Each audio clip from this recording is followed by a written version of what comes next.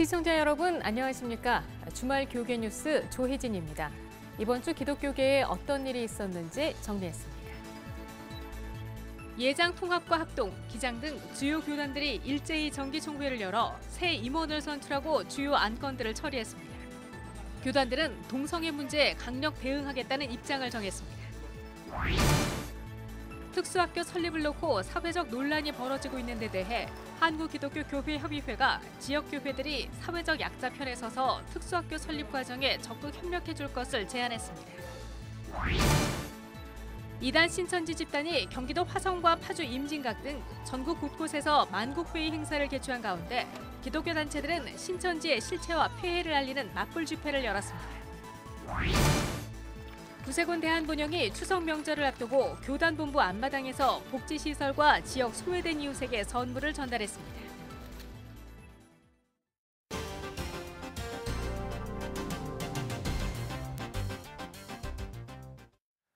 이번 한 주 동안 각 교회가 소속된 교단들의 최고 의결기구인 정기총회가 열렸습니다. 교회 내에서뿐만 아니라 사회적으로도 관심을 끈 안건들이 다뤄졌는데요. 송주열 기자와 함께 자세한 내용 살펴보겠습니다. 송주열 기자, 네. 정기총회 현장 다녀오셨죠? 네, 저는 예장 합동총회와 고신총회를 다녀왔습니다. 이번 한 주 동안 예장 통합, 합동, 기장, 고신, 합신, 침례교 등 주요 교단 총회가 일제히 열렸는데요. 예.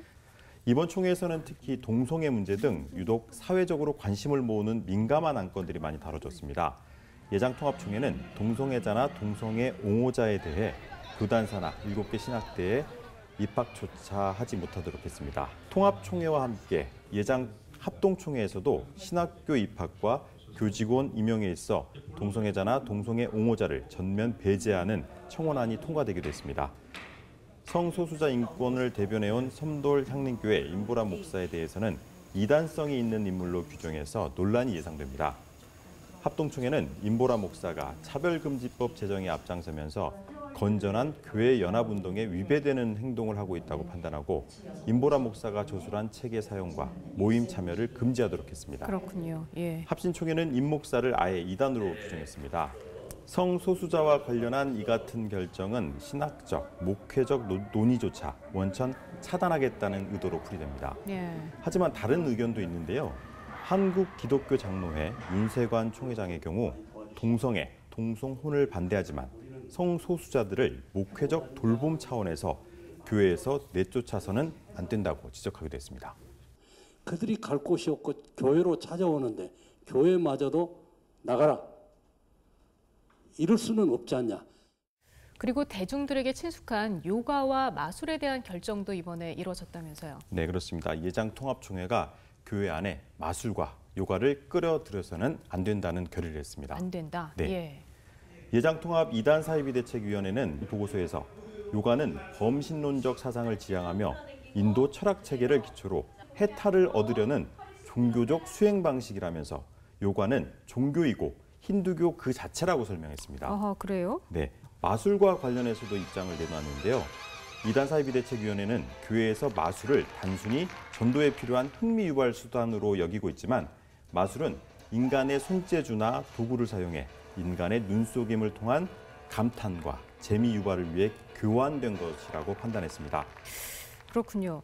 근데 이것은 물론 이게 예장 통합총회 안의 결정이긴 합니다만 요가와 마술을 교회 안으로 끌어들여서는 안 된다. 이 결정은 근데 논란의 여지가 좀 있어 보입니다. 네, 그렇습니다. 이미 많은 교회들이 마술을 전도 도구로 활용하고 있고요. 그렇죠. 교회에서 운영하는 문화센터에도 요가 프로그램이 있는 경우가 적지 않습니다.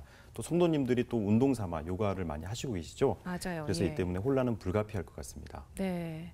반면에 좀 더 의미 있는 결의는 어떤 게 있었을까요? 네, 예장통합총회가 세습방지법을 재확인했습니다. 아하. 예장통합총회 헌법위원회가 지난 2014년 99회 총회에서 제정한 세습방지법이 교인들의 기본권을 침해할 소지가 있다고 해석했는데요. 예. 그러나 통합총회 최기학 총회장은 세습방지법은 시대적 요청과 시대 정신으로 만들어졌다며 세습방지법 고수 의지를 확인했습니다. 그렇군요.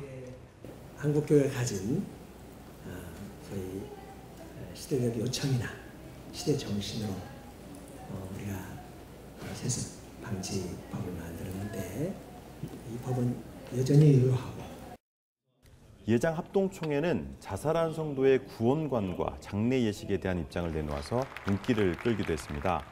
예장 합동신학부는 자살은 정신이 병들거나 극히 연약해진 상태에서 결행하는 일이 많다는 사실에 유의한다며, 그렇다고 자살이 비윤리적인 행위란 사실이 없어지는 건 아니지만 비판과 정죄를 말하기에 앞서서 국률이 여기는 돌봄이 선행돼야 한다고 밝혔습니다. 아하. 또 일부 목회자들이 자살자 장례 예식 집례를 꺼리는 것과 관련해서 자살자 장례 예식을 통상적인 기독교 장례 예식에 따라 집례를 해도 문제가 없다고 정리를 했습니다. 아하, 예. 이번 총회 현장에서의 결정이 일선 성도들의 신앙생활에 미칠 결과를 한번 주목해 봐야겠습니다. 네, 송주열 기자 수고했습니다.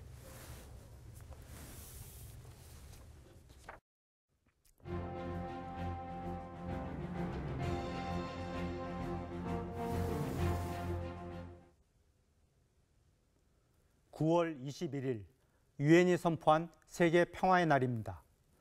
하지만 지금 한반도에서는 전쟁 가능성에 대한 위기감이 어느 때보다 높아지고 있습니다. 북한의 핵 개발과 미사일 도발이 멈출 줄 모르고 그 강도를 더하고 있기 때문입니다. 도발과 제재가 상승작용을 일으키며 강대강 대결에 대한 우려와 평화에 대한 간절한 염원 역시 고조되고 있습니다. 이런 한반도 위기 상황을 이용해 대표적 이단 세력인 신천지가 마치 평화를 위해 앞장서는 종교인 것처럼 이미지 변신을 꾀하고 있습니다. 신천지는 세계 평화의 날을 앞둔 지난 17일 무려 4가지 주제로 국제회의를 개최했습니다. 지구촌 전쟁 종식 평화를 위한 국제법 제정 컨퍼런스와 세계 평화 언론 네트워크 컨퍼런스 등이 행사 제목이었습니다. 다음 날에는 평화축제라는 대규모 집회를 열어 마치 신천지가 평화 옹호 세력인 것처럼 세를 과시했습니다. 통일교 역시 문선명의 세계 평화 활동을 기념하는 건물을 세우겠다며 평화의 종교 이미지 만들기에 나섰습니다. 그런데 우리 교회는 지금 어떤 모습을 보이고 있습니까? 많은 교단들이 교단총회를 이번 주간에 열었습니다. 하지만 한반도 평화를 염원하는 간절한 기도와 평화 촉구 메시지는 거의 찾아볼 수 없었습니다. 목회자 납세와 교회 세습, 동성애, 마술과 요가 금지 등이 주된 관심사였을 뿐입니다. 많은 언론사들이 신천지 행사에 대해 한반도 긴장 속 평화의 연려 등의 제목으로 마치 평화 행사인 것처럼 보도했습니다. 심지어 기독교계 일간신문조차 신천지 행사인 줄 모르고 이 행사를 보도하는 촌극이 벌어지기도 했습니다. 그렇지만 한반도 위기 상황을 외면한 한국교회 총회는 우리 사회 누구도 주목하지 않았습니다. 기독교는 샬롬, 평화의 종교입니다. 성경 말씀에도 하나님께서는 이 땅에 평화를 주실 것을 말씀하고 계십니다. 또 화평하게 하는 자는 복이 있나니 그들이 하나님의 아들이라 일컬음을 받을 것이라 하였습니다. 다시는 이 땅에 전쟁의 참화가 재현되지 않도록 한국교회는 하나님께 간절히 기도해야 합니다. 누가 진정으로 평화를 위해 일하는 종교인지 분명히 알게 해야 합니다. 우리 기독교인들은 평화를 실현하기 위해 적극 나서는 평화의 사도가 되어야 할 것입니다. CBS 논평이었습니다.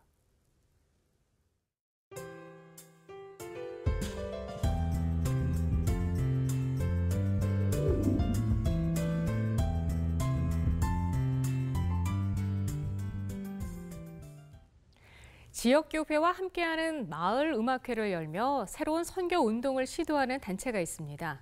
문화 현장, 오늘은 사단법인 더불어 배움이 펼치고 있는 마을음악회 현장을 이사라 리포터가 소개합니다.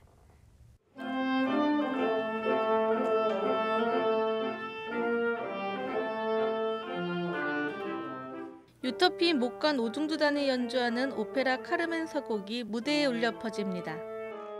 어린아이부터 청장년층까지 모두의 감성을 자극하는 감미로운 음악 무대에 지역 주민들은 쉼과 즐거움을 누립니다. 서울 종로구에 위치한 종교교회와 사단법인 더불어 배움이 지역 주민들을 위해 개최한 제1회 광화문 음악회입니다. 일반적으로 생각하면 교회가 뭐 이런 기회도 전도의 기회가 된다 이렇게 생각을 하지만 저는 개인적으로 그런 생각보다 더 중요한 것은 교회가 지역에 좀 도움이 될 수 있다면 충분히 할 수 있는 일이 아니겠나. 광화문 음악회는 문화예술교육지원단체인 사단법인 더불어 배움이 이웃과 더불어 만드는 교육공동체 조성을 목적으로 기획한 마을 음악회 중 하나입니다. 음악회는 교회가 마을을 위해 공간을 제공하고 전문가는 공연 기획을 담당해 지역 주민이 함께 참여하는 방식으로 진행됩니다. 더불어배움은 마을음악회가 지역사회를 위한 하나의 선교적 모델 역할을 할 것으로 기대하고 있습니다. 마을에 가족이 함께 갈 수 있는 문화 이 배움을 통해서 가족의 화목도 도모하고 아이들의 정서와 가족 간의 소통도 열어가기 위해서 지금 이 음악회 저희가 계속 후원하고 기획하고 진행하고 있습니다. 음악회는 현재 60회 넘게 진행됐으며 서울 가련동과 성수동, 신수동, 응암동, 휘경동 등 5개 지역에서 정기적으로 열어오고 있습니다. 이번에 시작한 광화문 음악회는 서울에서 진행하는 6번째 지역인 셈입니다. 더불어배움은 이 밖에 지역 주민을 위한 인문학 아카데미 등을 진행하며 지역사회의 건강한 문화교육 생태계 조성을 위해 힘쓰고 있습니다. CBS 뉴스 이사라입니다.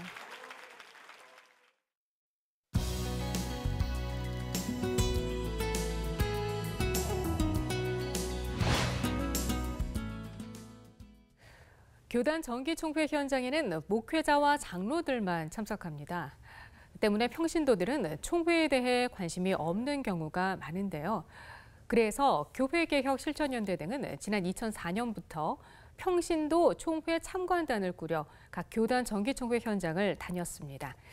이번에도 현장을 다녀온 김종미 실장 모시고 자세한 이야기 나눠보겠습니다. 김 실장님 어서 오십시오. 네, 안녕하세요. 네, 올해 참관한 교단이 어디고요? 또 참여해 보시니까 소감이 어떤지 한번 나눠주시겠어요? 네, 저는 이번에 예장합동총회 다녀왔고 예. 예장통합총회는 인터넷으로 참관했습니다. 인터넷 생중계를 보셨다는 얘기죠? 네, 그래서 합동총회 가서는 최근 법원에서 성범죄가 인정된 전병훈 목사 사건에 대한 재조사를 촉구하는 피켓 활동을 했고 참관 활동도 했습니다. 제가 본 총회 첫날의 모습은 회의장 앞에서 많은 성도분들이 피켓을 든 장면이었는데요. 네네. 분쟁을 겪고 있는 교회 교우들이 휴가를 내고 제주에서 서울에서 이렇게 오셔서 총대들에게 문제를 해결해 달라고 호소하는 모습이 참 마음이 아팠습니다. 네, 총대들은 자신과 관련된 문제에만 관심을 가지고 그런 문제에는 관심을 갖지 않아서 참 마음이 아팠습니다. 아, 그러셨군요. 직접적인 관련이 있는 문제에만 관심을 가졌다는 건 어떤 부분이죠? 이제 목회자 소득세나 아니면 연금재단 운영인권 같은 것들. 그랬군요. 예. 2004년부터 해년마다 교단 총회를 참관을 하셨어요. 네. 근데 처음보다 뒤로 갈수록 어떻게 좀 변화되는 모습이 있던가요? 2004년에는 참관하겠다는 사람조차도 없었는데 지금은 계속 교단 문을 두드린 결과 지금은 교단에서 방청석도 마련하고 또 참관인들에게 명패와 자료집도 제공하는 등 그거 자체가 굉장히 큰 변화라고 생각해요. 그리고 또 요즘에는 인터넷 생중계도 하니까 현장에 가지 않아도 인터넷으로 보게 되고 그것들을 본 사람들이 SNS에 이제 소식을 올리면서 더 많은 성도들이 관심을 갖게 된 것 자체가 큰 변화라고 생각합니다. 그렇군요. 네.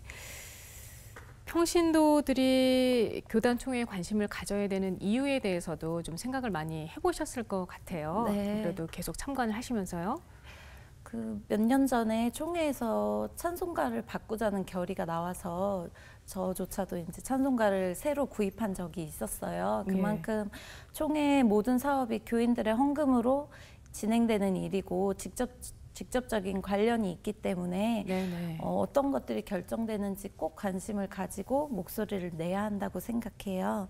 이번에 예장 통합에서 요가와 마술을 금지하는 건이 통과가 됐는데 강제 사항은 아니지만요. 근데 요가가 비성경적이라고 하지만 사실 지금 성도들은 전혀 그렇게 생각하지 않고 오히려 교회 문화센터나 아동부에서는 전도용으로 많이 사용 중인데 참 많이 현실과는 다른 결정을 한 것에 대해서 안타깝게 생각합니다. 네네. 그런 부분에 있어서 좀 평신도들이 관심을 갖고 의견 개진을 하면 좀 어떨까 이런 생각도 해봅니다. 네. 교단 총회를 지금까지 다녀오시면서 이렇게 교단총회가 달라져야 된다, 이런 방향으로 나가야 된다, 정기총회가 이렇게 생각하셨던 지점이 있다면 뭘까요? 그 예장 통합은 총대수가 1000여 명이고 예장 합동은 1640명이 4일에서 5일 동안 계속 회의를 진행해야 되는데요. 이번 합동에 갔을 때는 간이의자를 놓을 정도로 그 회의장이 좁았고 위층에서는 마이크 소리도 들리지 않아서 회의에 집중하기가 매우 어려워 보였습니다. 그래서 이번에 예장통합 4개 노회가 총대수 줄이자는 것도 헌의안에 올라왔던데 지금은 총대수가 너무 많아서 회의가 효율적으로 되지 않고 또 비용 면에서도 어려움이 많아 보여요. 1,500명씩 모여서 회의를 하는 건 참 무리다. 네, 너무 무리인 것 같고 또 그렇게 해서 참석한 총대들도 교인들의 대표라는 인식을 가지고 책임감 있게 회의에 충실하게 임하셨으면 좋겠다는 생각도 했어요. 통합총회 마지막 날에 그 보고가 계속 이어지는데도 점심 드시러 나가는 총대들이 많았고 회의무 중간에도 뭐 간식이나 이런 것들로 로비에 계시는 분들이 많더라고요. 그리고 이번에 기장총회도 정족수 미달로 폐회를 못하고 정회를 하는 그런 사건들을 보면서 이것들이 다 교인들의 헌금으로 이루어지는 총회인데 조금 더 책임감 있게 총대들이 회의에 임하여야 된다고 생각했습니다. 제 생각에는 총회에 참석하지 않는 총대들은 다음 회에는 참여하지 않게 하거나 아니면 폐회 시간에 최종 출석을 부른다든지 기념품을 그때 나눠준다고 하면 아마 끝까지 자리에 남지 않을까 생각합니다. 그러니까 저 대표로 각 노회에서 뽑혀서 왔는데 이분들이 끝까지 회의에 참석하지 않고 자리를 비우는 모습을 보면서 그런 생각을 하셨던 거예요. 네. 끝까지 계시게 하는 방법들에 대해서 고민할 정도로 우리 목사님들도 한번 이 지점을 고민을 해봐야 될 것 같습니다. 네, 그래서 이번에 뭐 임원회에 올려서 또 고민한다고 하니까 내년 총회는 조금 달라진 모습을 좀 기대합니다. 네, 총회 평신도 참관단으로 인해서 조금씩 변해가는 총회 모습 기대하겠습니다. 오늘 말씀 감사합니다. 이상으로 CBS 주말 교계 뉴스를 모두 마치겠습니다. 시청해 주신 여러분 고맙습니다.